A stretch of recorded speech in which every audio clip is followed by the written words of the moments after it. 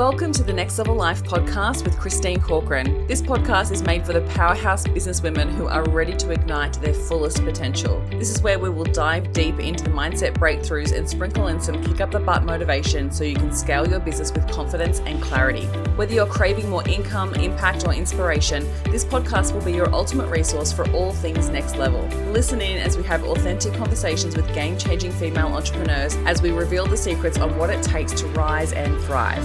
So go ahead, ignite your inner fire, and let's get you taking massive aligned action. Are you ready to elevate? Let's go. After inviting this beautiful woman to come and speak at my most recent mastermind event, I had to ask her to come and be a guest on the podcast because there was absolute gold that happened in that room that day. And I'm so blessed to have you on the podcast. Thank you so much for joining me today, Lauren. Thank you, Christine. It's awesome to be here. And you're right, I've still got goosebumps from that day. Some of those light bulb moments and the transformation I saw in people's confidence was just phenomenal. 100%. So I feel like there's so many things we want to dive into today, but just to get started, so everyone knows a little bit about you and the Audacious Agency, can you give us a bit of a breakdown of how you work with entrepreneurs and change makers? Yeah, absolutely. So the Audacious Agency is a premier award-winning and profile building specialist. So we work more primarily with professional service providers, people who really need to stand out from the competition. So they tend to be in the financial industry, accounting, real estate, mortgage broking. They're also in the health and wellness space. They're coaches, they're authors, they're speakers. They're people who have to create a personal brand and a profile. And they want that level of credibility and visibility so that they can get picked and be noticed and get seen and really attract the right sort of people to their business. And that includes not just clients, but also joint venture partnerships, sponsorships, investments, everything else. It's building you up as the thought leader or the change maker. Yeah.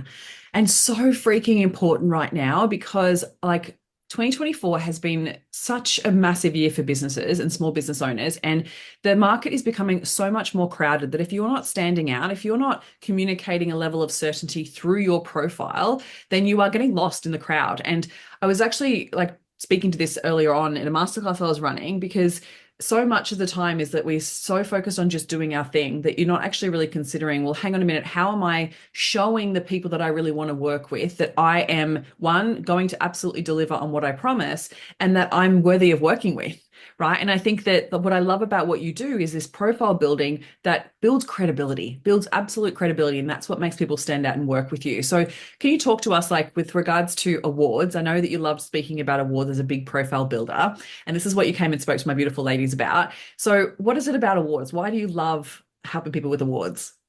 Well, I never used to always love awards. It's an interesting story. So when I worked at Saatchi in Wellington, back before computers were a big thing. I mean, there were a few computers around the office, but mostly stuff was still hand-drawn and all the rest of it in those days, right? There were computers in the graphic design area, but all the creativity was done freelance, basically. It was like everybody coming in and throwing amazing ideas together. They were at the top, probably one of the top 10 advertising agencies in the world. This is the time when the bugger ad was made. You know, remember the bugger ad for Toyota? All those really awesome big ads and those big blockbuster ads that were made in those days. They were made around that time when I was there. And Kevin Roberts was running the show. He went on to write Love Marks and work in New York for Saatchi's and so on. And they had a little room in the agency. It was on the third floor behind reception, and it was called the Creative Lounge. Although I don't know whether I really ever saw many creatives in there. Most of the time they were either in the pub or in the bar. But anyway, it was called the Creative Lounge, and it had a couple of comfortable sort of lounge sort of chairs and this amazing kidney-shaped coffee table that had power inlaid. It was all lacquered and everything. It was a beautiful table. And it was a place where you could go and have these little meetings and the creatives could hang out. And I used to go in there for a bit of quiet time, but also when I was briefing a creative and their office was busy. So we'd go in there and we'd meet. And around the office were these big trash cans, like the Oscar the Grouch from Sesame Street trash cans, yeah? Absolutely full of all these trophies, these cans, lines, and pencils, and just all these trophies all spilling out of these big buckets. And on the wall, there were so many of these certificates on the wall framed that there was no more room to put any more. They were right up against each other all the way around. So they'd installed these spikes on the walls, and they were impaling the certificate onto the spikes because they just had no more room for the awards, right? So I thought at the time awards were just a big ego trip. They're just a bit too much, a bit over the top. Until we won an award that was an effectiveness award. And one of the departments I worked with was the direct marketing side of things. And they had an entry for a telecommunications award for effectiveness of the marketing, and it won. And it was all based on the data on how effective the advertising campaign was. So it wasn't a big popularity contest or a massive big, whoa, we've been really creative, which is fabulous. It had actual data behind why they won.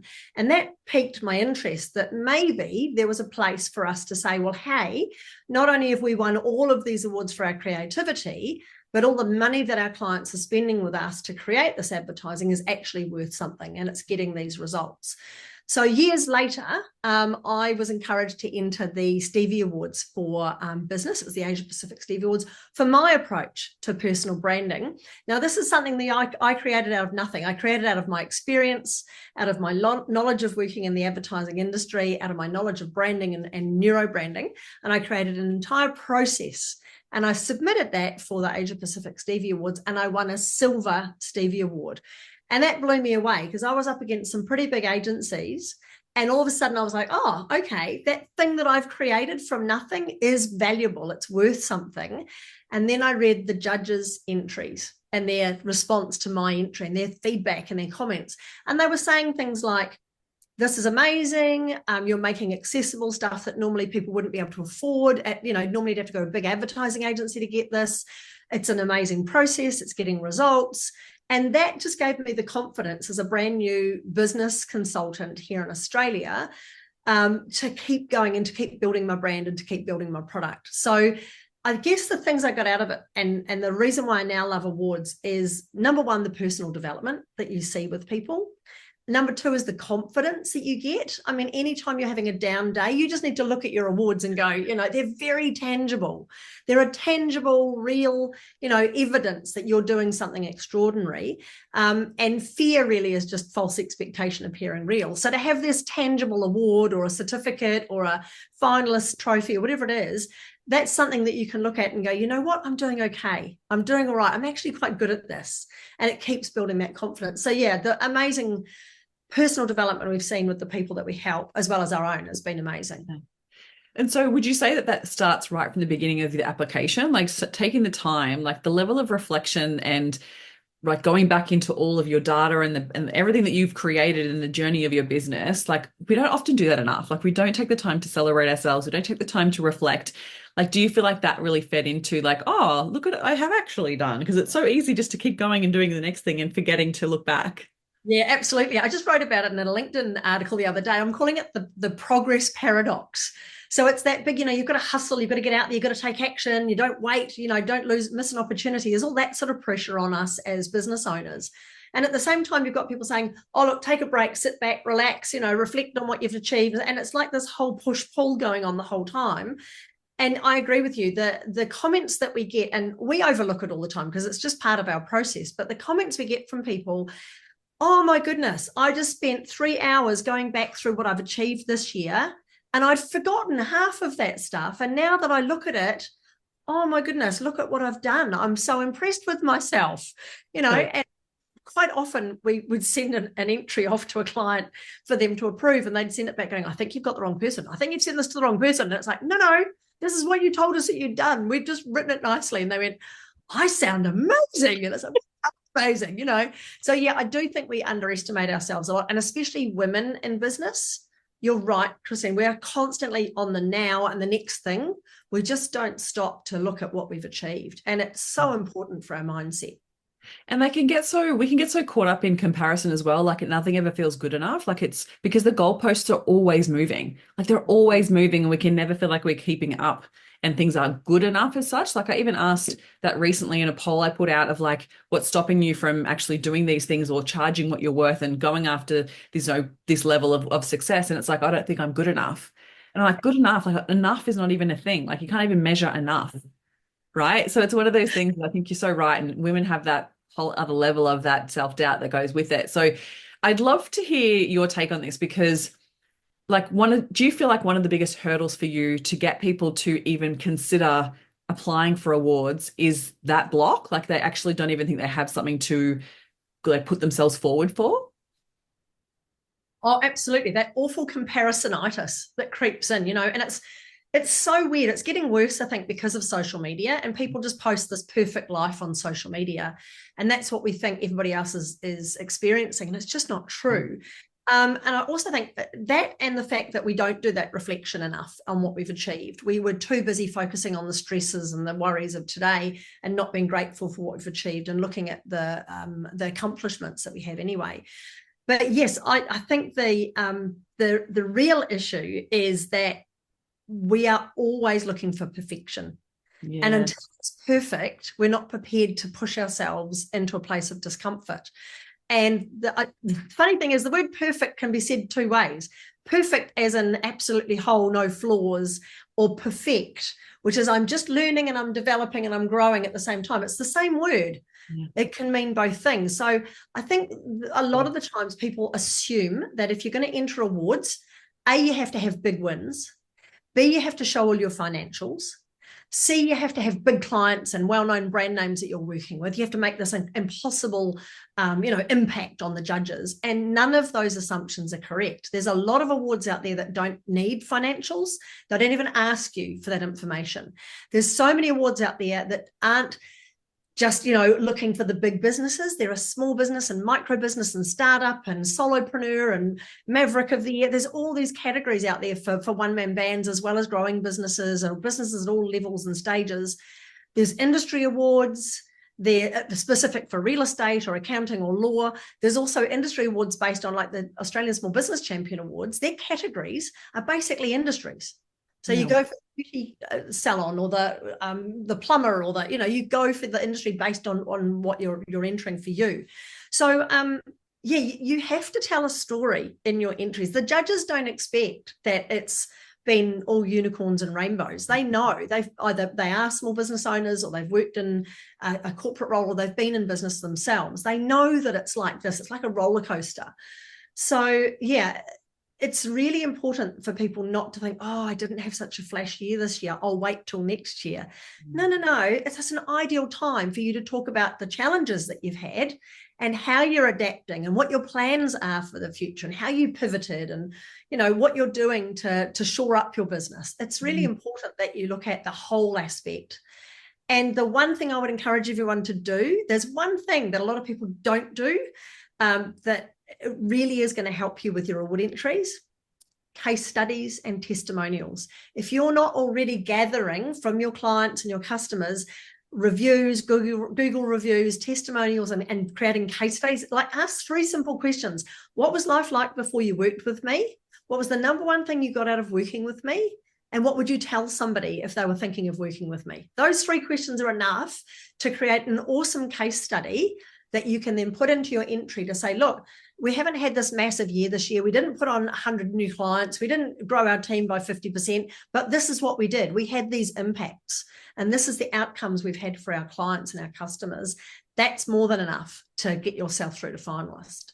Yeah, wow. Love that. I love that you shared that. And I feel like my biggest takeaway of seeing you speak for my beautiful mastermind group was to actually share the challenge along the way as well as the wins. Because I think that when you have the perspective of like, oh, I'm going to apply for an award, I've got to tell them all the best parts. I've got to tell them why I'm so amazing. And I feel like for Australians, and if that's the same for New Zealanders, like it's really feels really hard for us to boast about ourselves.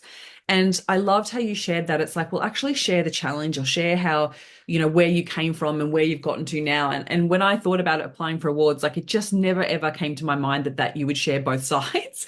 I don't know why, it just never came to mind, but I just loved how you shared, like it's telling the story for the judges. It's funny, isn't it? It's almost a self-perpetuating prophecy, isn't it? That you don't think you've done enough, therefore I won't enter awards, therefore I won't do enough because I haven't entered awards. It's just ridiculous. I remember when we arrived in New York last year for the Stevie Awards for Women in Business. It was the weekend of the New York Marathon.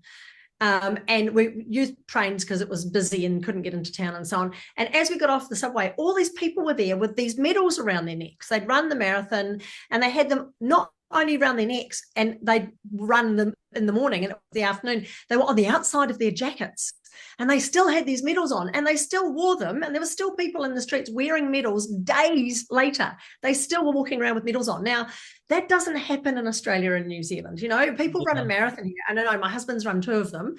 They get their medal and they get a couple of photographs. They take it off and stick it in their pocket. And no one ever sees it again. And it's so weird. So, yeah, so there's a lot we have to learn in terms of celebrating our accomplishments, but also understanding that to run a marathon is not easy. That's hard. And lots of people go, I'm never doing this again. And then 2 weeks later, right, where's the next marathon? You know, so it's the same in business. It's a huge effort, and there's these ups and downs the whole way. And you hit a wall and you get through it. And you're right. It's telling that story of your journey as a business owner, and making sure that you're highlighting not just the wins, but how you won and how you pushed through and how you were resilient. Yeah, so good.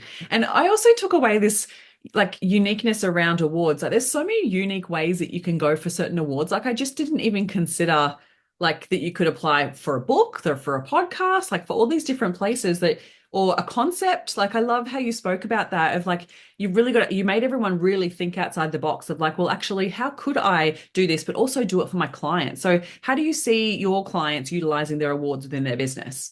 Yeah, absolutely. One of the things that I find that people, you're right, there's a number of people that we've helped win awards for concepts and for products that are not even produced. They've got like what do you call it, a prototype, but they've not actually produced them. So by the time they go to sell them, they've already won an award for them, which is just awesome. That is such a great way to launch a product. So yeah, there's lots of ways you can do that. But I think the number one thing we do with our clients is that we make sure that there are definite points of metrics in the entries. So even if we say, look, you don't have to have had a massive year, but you must have some sort of metrics, whether that's client testimonials and transformation, the impact you're having on your community, fundraising or community things that you've done. If you're going for an entrepreneur award, it needs to be about your business, but also about your impact as a leader and your community and how you're making an impact on a wider scale. So think about all the things that you're doing in your life, not just like maybe it could be as small as helping with the school fete or raising money for a local charity or a B1G1 as part of your business model. So yeah, make sure you've got those metrics in there because the storytelling is phenomenal, but it's the metrics that matter if you want to win. If you want to get through to be a finalist, you need to give people that evidence. And make sure that you are always putting in a support document, even if it says that it's not compulsory, it's compulsory. Make sure you're giving them some really good images, some tables, some graphics, some longer form case studies so that the judges can really get to know who you are and understand the process. Read the questions and make sure you're giving the judges what they want. They don't want waffle. They don't want verbose language. And I know you can use AI to help you create award entries, but please think of AI as having a little intern there next to you, not a tool. It'll just make you look like a tool if you go and ask AI to write it for you, because I've heard some really bad things about it, because your entry will look like everybody else's, basically. Yeah. So use AI to do the background stuff and start formulating, but you need to edit and write your entries and make them personable and get rid of that verbose language and make sure it's really clear.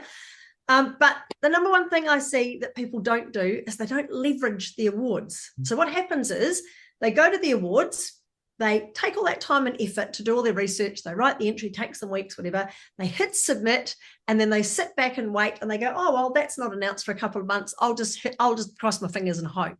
And they wait until they're announced to do anything. And worse, if they're announced and they're not a finalist or they're not a winner, they go, oh, I'm not going to tell anyone. Yeah. So you've spent all that time and effort, you've gathered all that amazing content, and you've not done anything with it. Only you and the judges have seen it.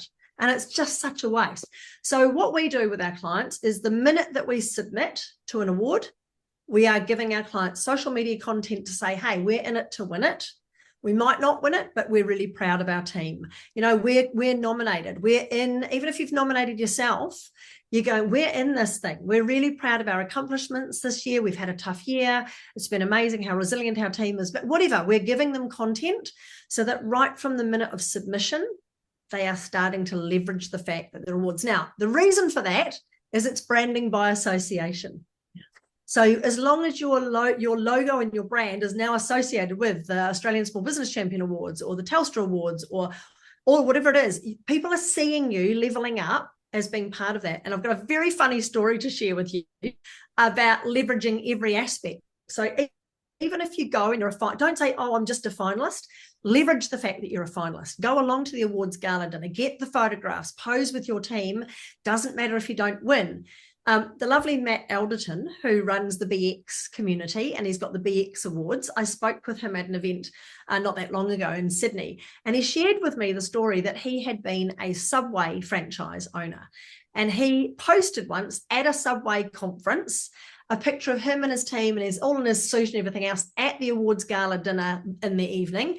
And he grabbed the centerpiece off the table, and it was just like candles and flowers and stuff. And he posed with it and got a photograph.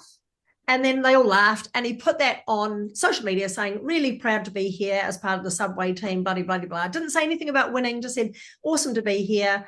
Within minutes, people were posting on his posts, congratulations, that's awesome, great to see you, thinking head, and he's just holding the centerpiece from the table. So, it's branding by association. People don't read, they don't look, they don't notice, but if they see you all the time, dressed up to the nines with your team, celebrating success, being, honest and open about the journey that you've had, it just levels your profile up. It's just that connection. 100% on so many levels, but it makes me laugh that people don't bloody read. Like, what the hell? But it's also like that level of credibility, because I think that, whether you are taking that time to actually share that, like, people want to work with people who are winning, right? It's just part of our human nature. We want to work with people who are winning. We're inspired by that. We're inspired by your courage to even just have the fear and do it anyway. Like, putting yourself out there, putting yourself forward for an award, whether you're nominating yourself or whether you've been nominated, but actually going all in on it is courageous. Like, it takes courage to do that. It's you backing yourself and being like, I am believing in myself enough to put myself forward for this. And that's why I also think it's such a personal development journey, right? Like, it's taking it to a whole new level, but backing yourself every step of the way. But on the business side, it's so worthwhile, because people really look to that and they want to feel certain in their investments. And when they look to the level of credibility you've developed through awards, or even just your story of applying for awards and going for that and becoming finalist and nominated, like, people think that just because we're in the business space, I find this, and I'm sure I'd love to hear if you find this too, that because we're in the business space, we see that happening and we think that everyone's doing it. It's actually not the case. It's a very small percentage of people that take the time and effort to apply for awards, right? And to actually then go and win them. And for it to then impact our customers on a whole other level, like, customers are going to make a quicker decision to buy from you or to invest in you if they've seen that you've been recognized nationally or globally, right? It takes it to a whole new level.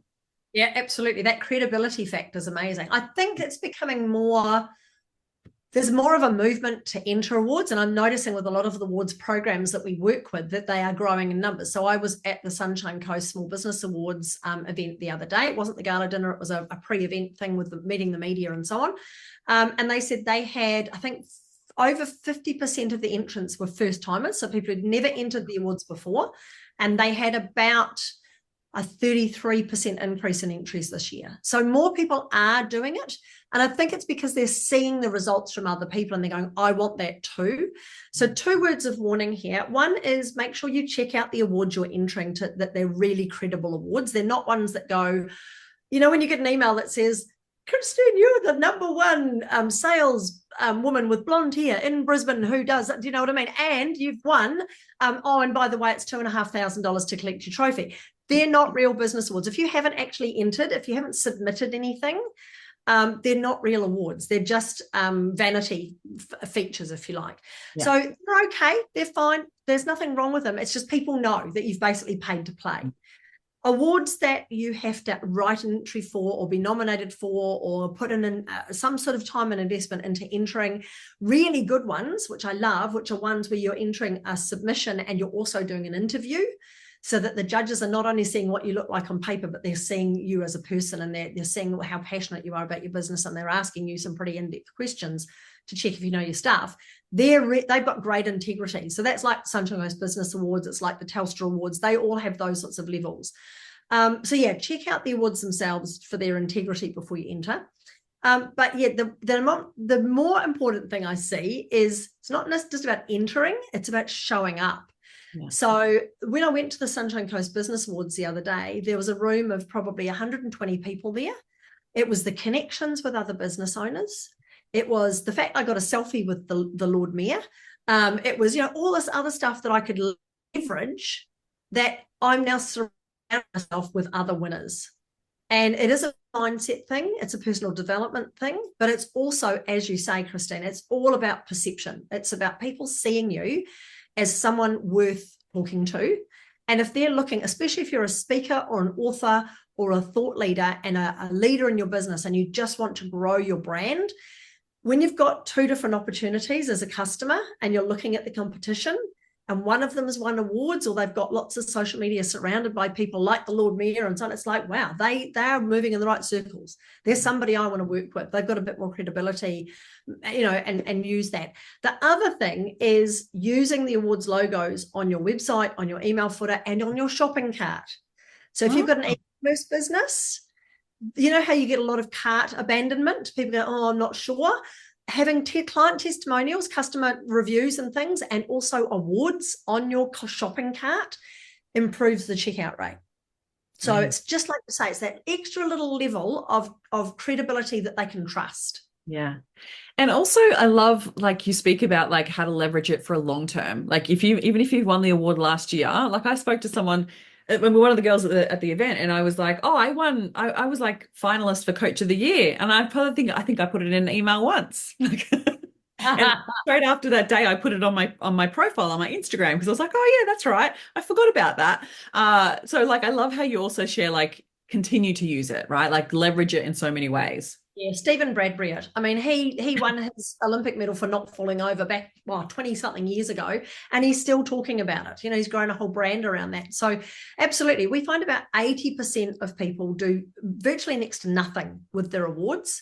And even if you don't win, it doesn't matter. You can absolutely leverage it. One of our clients the other day, we entered them in an award, which I knew they wouldn't win. And you'd go, well, why would you enter them in it? Well, because I'm associating their brand now with some global brands. Even if he didn't win, he's now associated with them. So he can now talk about in a blog or a newsletter or a bit of social media, look, we didn't get through, but I'm so impressed that we were up there with these guys. And that just levels up their brand again. So especially if you're in a highly competitive marketplace, where often it's a race to the bottom to compete on price, the minute you've got that association with awards and that bit of branding, it just levels you up. And that people go, well, I don't mind paying a premium because I know I'm going to get a good quality product. Yeah. Which also goes to show, like, as well, like I look at, like, there are some that are pay to play, which makes sense for some of the awards. And so I know that there's been a lot of like negative stuff being talked about, the fact that like, oh, you've got to pay to be, like, you can be nominated, but then you've got to pay to actually apply. But what's your take on that? Because my take on that is like, well, it's a marketing expense. How do you look at it?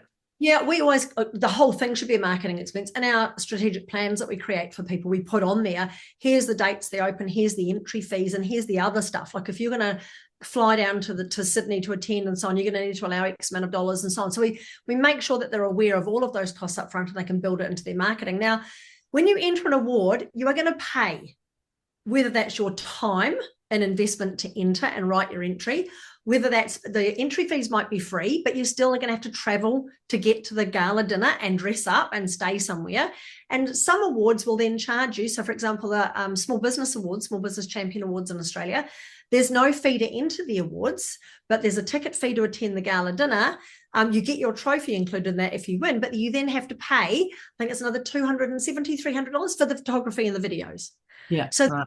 Always going to be a little bit of something in there, right? Now, I can't see why it's wrong for awards to charge for entry when they've got to manage hundreds of thousands of people coming every year. I mean, the Stevie Awards run, I think it's 7 or 8 platforms now every year, and they have hundreds of categories for each one of those. They've got judges, they've got judging chairs, they've got judging panels, they've got operating expenses, they've got the trophies included in that. They also give you, and part of that, Facebook leverage, Instagram leverage. They put you out to their newsletter database. You join their LinkedIn alumni. There's all this amazing leverage that you can get and you're also associated with like the Oscars of business.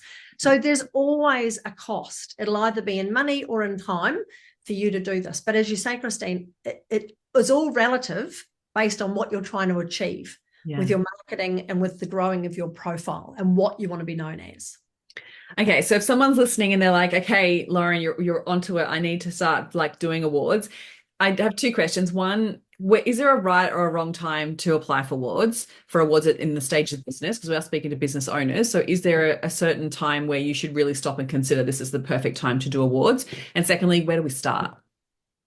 Okay, so perfect timing. There, again, it comes back to what your goal is. There are definitely awards out there that have categories for startup. If you're an author, most of the book awards are for new books. So anywhere, if you've written a book, anywhere between sort of 12 to 24 months, if you've got a published date in that time, then you'll be up for those. There are awards for legacy books, but you're sort of bundled in with everybody. So there are some definite ideal times for authors, or if you're launching something.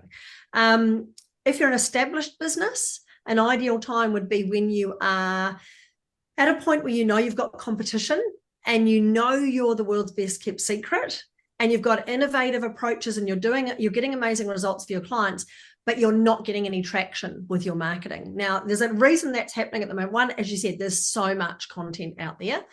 And number two, just the media don't care. They really, unless you are Taylor Swift or you've got a Dorito shaped like Jesus or a different way of making yourself famous on OnlyFans, they just don't care. So, it's really sad, and they say they do care, but really they're not giving, I don't think they're giving Australian small businesses enough space. I think it's too much international news and too much celebrity news and clickbait. And the reason for that is that it's all their advertising is all funded on clicks. So we have to stand out as businesses and make sure that that happens. And leveraging the awards is a great way to do that. So there is no real right time. I think it's more importantly that you take the time to say, where am I going with this? What do I want my business to be known for? Do I want myself to be set up for sale? Am I looking for joint venture partnerships? Do I need more clients? Do I need better clients than what I've currently got? So once I've planned that out, it's like, how are we going to do this? What's our marketing strategy going to be? And that's when you say, well, part of this has got to be awards. Because awards, as you've quite rightly pointed out, Christine, not only is the fact that you're entering awards and you're being associated with them and so on, but it's the process that you can then use all of that amazing content to create blogs and ebooks and newsletters and social media and repurpose it across, I don't know how many different platforms. You can use your process of entering awards to create business plans and strategy documents and training manuals for your staff. It's like everything is all in there in the process. So that's a great time to start, is when you're ready to go, hey, we need to be doing something bigger than what we've currently been doing, and we deserve to be seen. Or if you've got team members, doing amazing things, and incredible stories coming back, and you just want to get some eyeballs on those stories, it's a great way to do that. So, and where to start? Google is your friend. Just start Googling what awards are around for my industry. So type in your industry and then awards, small business awards, Australia. Start with local awards if you want to dip your toe in the water. Although I would tell you this, I think winning a local award is actually harder than winning an international award. Wow. So, because locally people know you and there's a little bit of unconscious bias that goes on. Whereas internationally, you tend to have a panel of international judges who don't know you from Adam, and they're looking at your entry to judge you. So that's my thoughts on that anyway. So but start Googling what awards are out there, and then open up a file on your computer, open up a folder and start throwing stuff in there. Start throwing in case studies, photographs, testimonials. Go back through your diary and work out, when did I speak at events? When did I make a community impact? How much money did we donate to that charity? What was our turnover last year? Go and grab all that information and start collating it and putting it together. And then if all of that seems super overwhelming in the thought of like working out your actual entry, how do we get in contact with you and how can you help us? I could do that on a weekend. No, I understand. I totally get it. And that's why we're here. The Audacious Agency absolutely is here for people who just go, can you just do it for me? Because that's exactly what we do. The whole thing is done for you. We do caveat to that. In the first month, There's a lot of interaction with you. We do a full-on interview. First, we start off with a strategy session, and then we do an interview, and then we gather everything from you. But after that first month is over, we then can repurpose a lot of the work, and we're just contacting you to go, hey, we're entering an award this month, and it needs this specific data. And the nicest thing is, as it rolls, as that snowball grows, you're then leveraging your process as well, and the fact you're now a nominee and a finalist and a winner and so on. So it's cool. Yeah, the Audacious Agency, you can reach out to us online. We're all over LinkedIn and Facebook. So yeah, search for me or the Audacious Agency and we'll come up in your feed. Amazing. I'll make sure I put all the links in the show notes so it's super easy for people to find you, because I feel like the reason why I'm asking is because I find like the thought of writing it, I suck at it. Like I suck at the writing piece. And like I highlighted, like I wouldn't have thought, I think that's the thing is like when you hire an expert in the field, they're going to think about things in a completely different way. And they've done it so many times to know exactly what needs to be entered. Whereas sometimes as you're trying to do it yourself, you just don't know what is needed to be included. So having that guidance would be really worthwhile. Yeah, we're in a very luxurious position where it's like a helicopter view on what we've got no emotional attachment to it, although we do get quite emotionally attached to our clients. But also you're right, it's not just knowing what to put in your entry, but it's knowing what to leave out. Yes. So that's really, and when you've got an entry where you've got 300 words to try and talk about your business, it's like with that. Goodness. Amazing. Well, thank you so much for jumping on the podcast with me today and sharing all of your beautiful wisdom. It's been such a joy chatting with you. You're very welcome. And I just want to make sure that your listeners know that they have the most amazing gifts and talents that the world needs. And you do deserve to be well known, well paid, and wanted. So get out there, be bold, brave, and audacious. Love it. Thanks, Lauren. Thank you for listening. And if you've found any value out of this episode, make sure you hit the follow button so you get access to the episodes as soon as they are live. And make sure you come hang out with me on Instagram. You can find me at ChristineCorcoran_coach. Have an incredible week.